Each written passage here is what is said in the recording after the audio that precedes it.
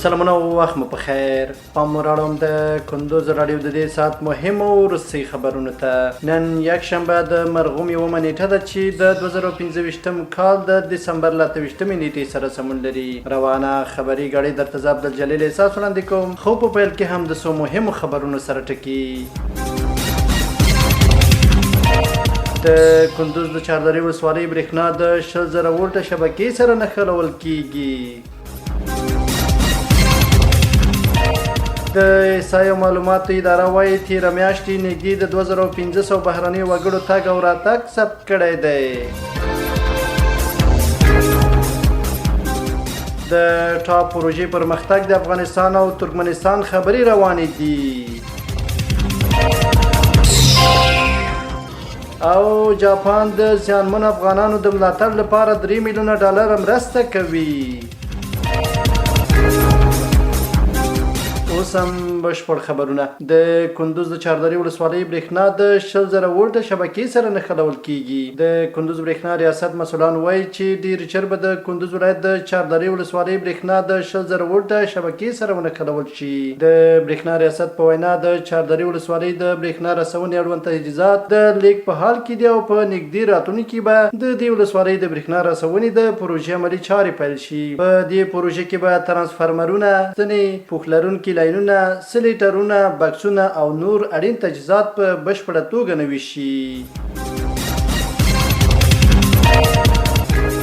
د احصایې او معلومات اداره وایي تېره میاشت د نږدې د 2500 بهرنیو وګړو تګ او راتګ ثبت کړی دی. د احصایې او معلوماتو ملي اداره وایي چې د تېرې میاشتې په اوږدو کې د هوایي ډګرونو، ځمکنیو بندرونو لارې هېواد ته د نږدې 2500 بهرنیو وګړو تګ او راتګ ثبت کړی دی. د احصایې او معلوماتو ملي ادارې خبرپاڼه کې راغلي ثبت شوي ارقام ښیي چې د 1404 کال په لیندۍ میاشت کې د هوایي ډګرونو او ځمکنیو بندرونو لارې هېواد ته د 2400 بهرنیو وګړو تګ او راتګ ثبت کړی دی. سرچینې زیاته کړي ثبت شوي ارقام ښیي چې په یاده موده کې د 43 ښځو په ګډون 1320 بهرني وګړي هېواد ته راغلي او د 26 ښځو په ګډون 1128 نور له هېواده وتلي دي.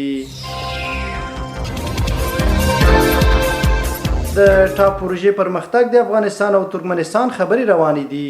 د برېښنا ریاست عمومي اجرایوي رئیس عبدالباري عمر له ترکمنستاني استازو سره په کتنه کې د ټاپ پروژې پر پرمختګ خبرې کړې دي. عمر ویلي چې د پروژې د مسیر نقشې وروستۍ شوي او ژر به له ترکمنستاني لوري سره شریکه شي. نوموړي د ټاپي پروژې د غازو له لوري د برېښنا تولید پر پلان هم خبرې کړي او د غازو د بیې د نهایي کېدو غوښتنه کړې ده. په دې کتنه کې ترکمنستاني لوري د همکارۍ ډاډ ورکړی او یا د پروژې د دواړو هیوادونو لپاره اړینه بللې ده. او روسي خبر ده چې جاپان د زیانمنو افغانانو د ملاتړ لپاره $3 میلیونه مرسته کوي. د ملګرو ملتونو پراختیایي پروګرام ویلي چې جاپان له زیانمنو افغانانو د ملاتړ لپاره $3 میلیونه ځانګړي کړي دي. د دې ادارې د خبرپاڼې له مخې د مالي مرسته به د افغانستان د بشري وضعیت ښه والي او لومړنیو خدمتونو ته د خلکو د لاسرسي د زیاتولو په موخه ولګول شي. راپور کې راغلي چې دا پروژه به په ځانګړي ډول د میندو، نوي زیږېدو ماشومانو او ځوانانو لپاره روغتیایي خدمتونه پیاوړي کړي. په خبرپاڼه کې همداراز راغلي چې د دې مرستې یوه برخه به د هغو کورنیو کسانو د روحي ټولنیزو ملاتړ د برابرولو لپاره وکارول شي چې د طبیعي پیښو له امله زیانمن شوي دي.